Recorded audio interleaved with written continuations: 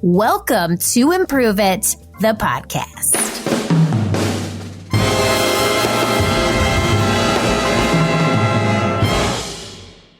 Michael Geraghty, welcome to the Improve It podcast. Hello, Erin. I'm so honored to be here.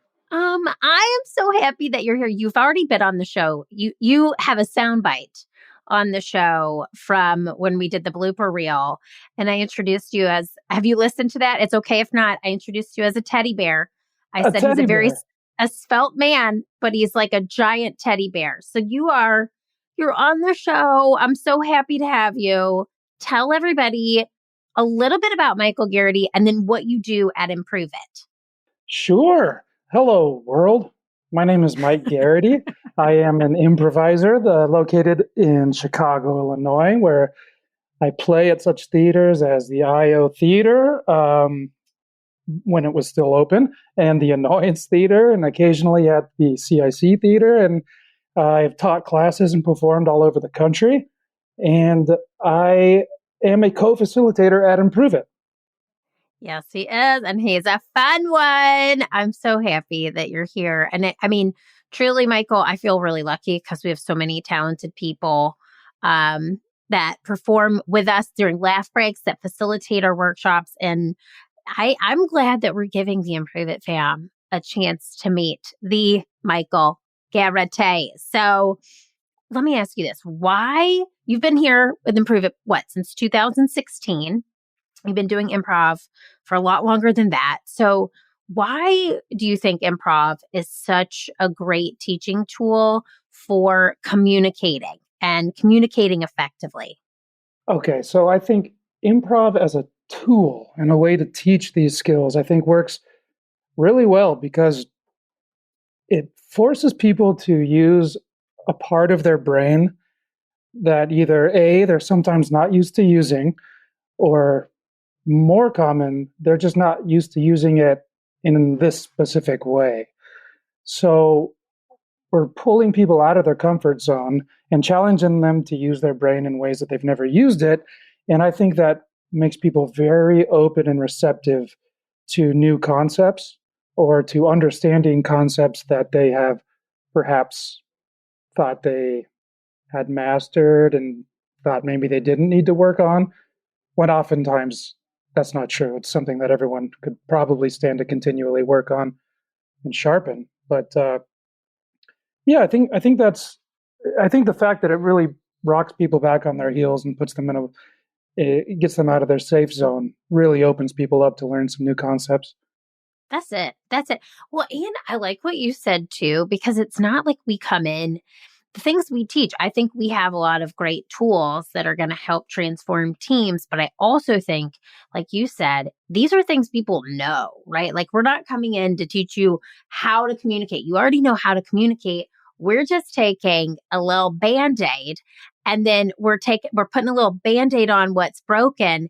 And then we're giving you a shiny new, beautiful cast to fix it. And that was the metaphor I went with. I don't know.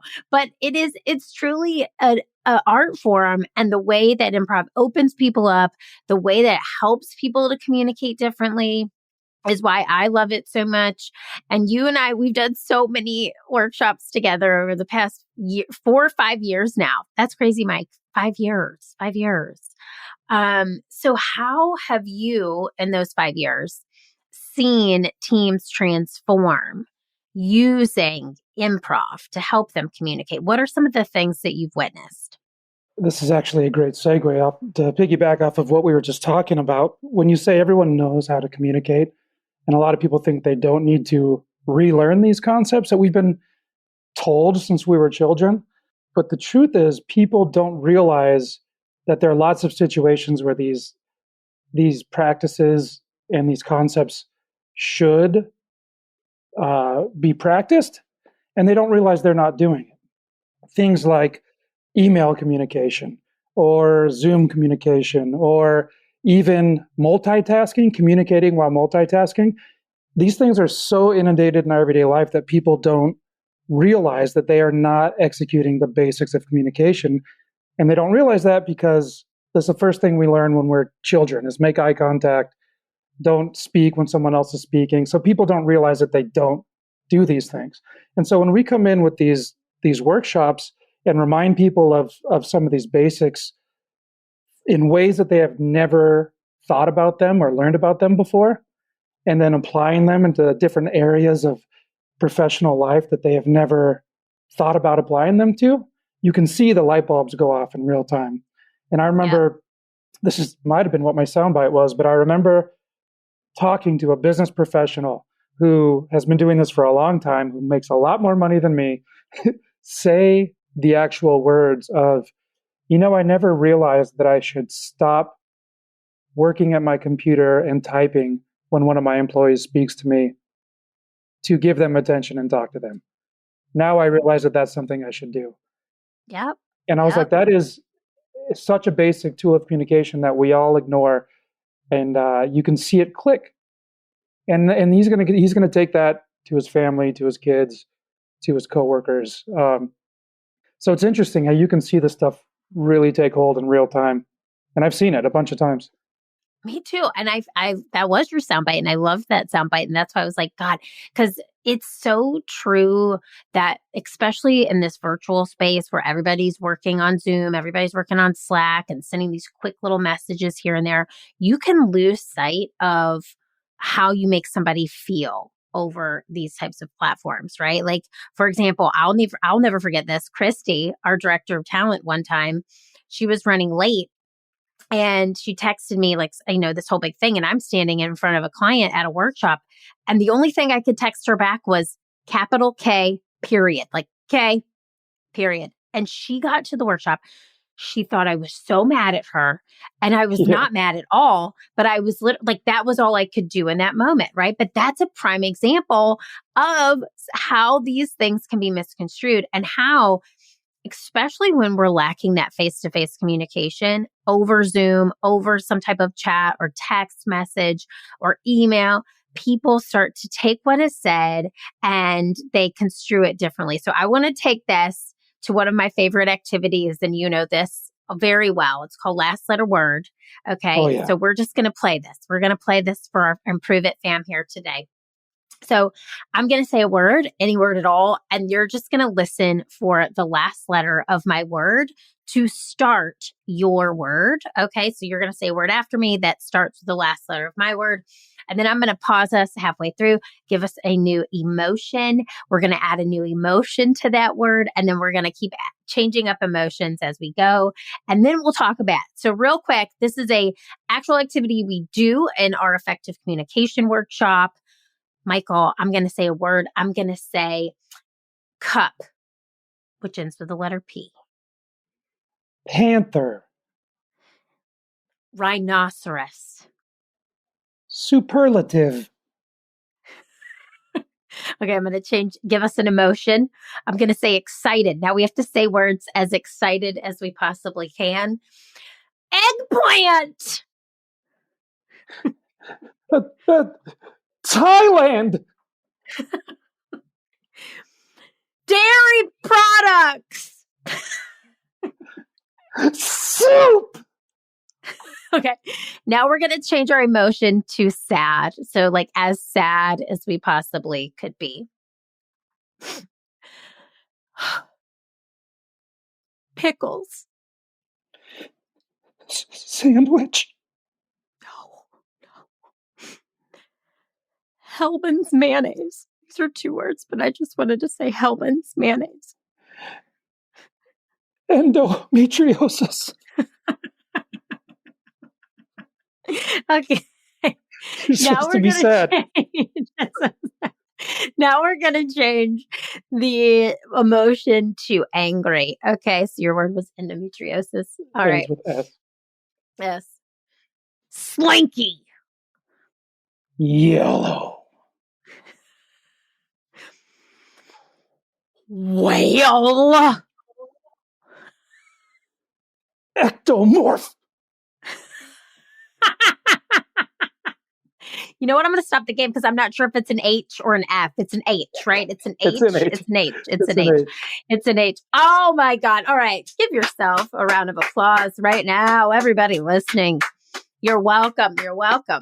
we might have peaked the microphone on a couple of those excited words. Oh, I know. I really love that game though. And honestly, it makes me laugh so hard. Like saying endometriosis sad is that, you're using these words and you're changing the tone, which then changes the tone of the word, right? So a lot of times we use this, not a lot. We always use this workshop in our effective communication workshop to talk about tonality.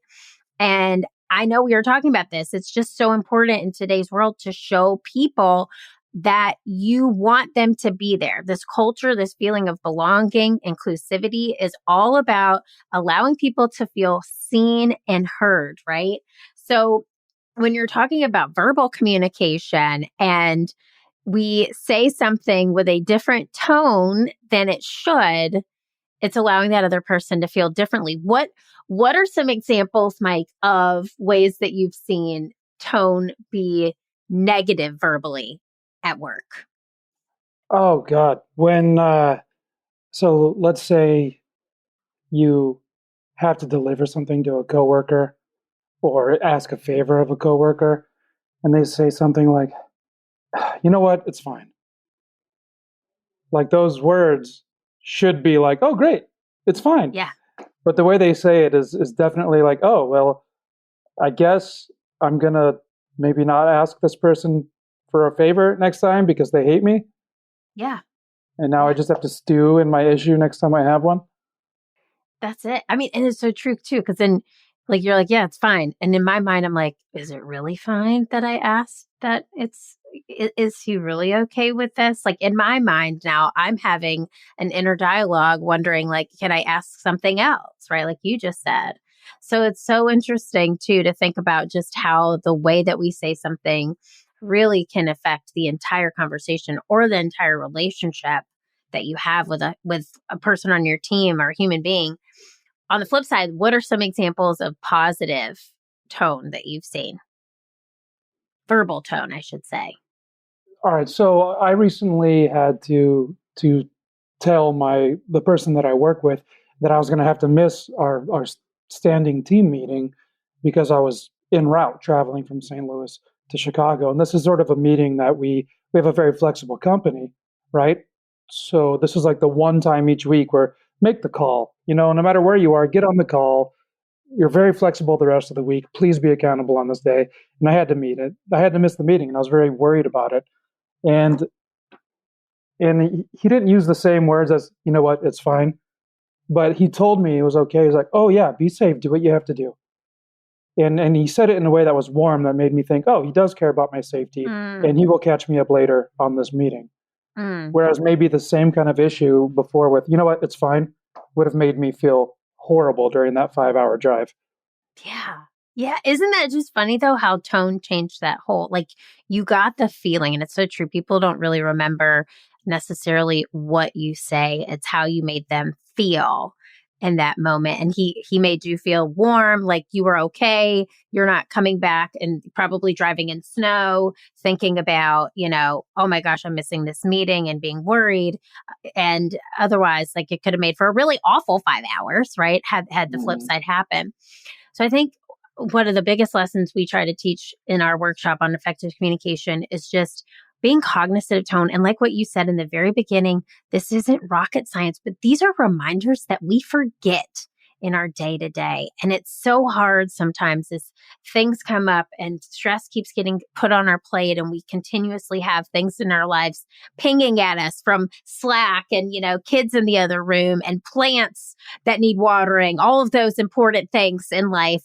But it's an important reminder, and it's something I'm so proud that we talk about, we teach. Mike, I wanted you for this episode because I just adore you and I think you're hilarious. And you also just always make everybody around you, you're a teddy bear. You make everybody feel that warm and fuzzy feeling and that you really are so happy that they're in the room. And that's because you use the tone, not only in the verbal communication, but in the written communication that you give. So thank you for always being that light for us here. And then thanks for coming on the show and telling this to our Improve It fam. And thank you so much for having me. And thank you for creating and harboring such a a safe, warm, fuzzy environment with our business. It really makes it a pleasure to be a part of it. And Improve It Fam, if you have not yet seen Michael in a laugh break, or you could see him on stage. If you're in Chicago, he's all over those stages in Chicago at any improv theater he mentioned, but he's also in our laugh breaks. We just did one yesterday, and it might have been one of my faves to date because there was lots of fun moments. There's more to come, but I'm just so grateful that you were here. And I want to say thank you to the Improve It Fam for listening. And if you need any more tips on how to communicate effectively with your team, reach out to us at info@learntoimproveit.com. Michael Geraghty, I'm giving you a hug on my computer. Do you feel this? You feel this fuzzy little huggy? Okay, this is a good example of tone, professional tone. Yes, this is it. You can't see us, but we are hugging. I am hugging my webcam. This is weird. Okay. And it's professional because technically there's hundreds of miles between us. So this is very professional. It's professional. And also we're social distancing through time and space. All right, Michael, adore you. Thank you so much. Improve It Fam. We'll see you next time. Hey friends, thanks for tuning in to Improve It. I am so happy you were along for the ride. If you enjoyed this show, head on over to iTunes to leave us a 5-star review and subscribe to the show so you never miss an episode. New episodes drop every Wednesday. Now, if you're really feeling today's show and you've improved it even just a little bit, please take a screenshot and tag me at Keeping It Real Deal on Instagram and share it in your stories. I'll see you next week, but I want to leave you with this thought. What did you improve today, and how will that help your future successful self? Think about it. I am rooting for you, and the world needs that special it that only you can bring. See you next time.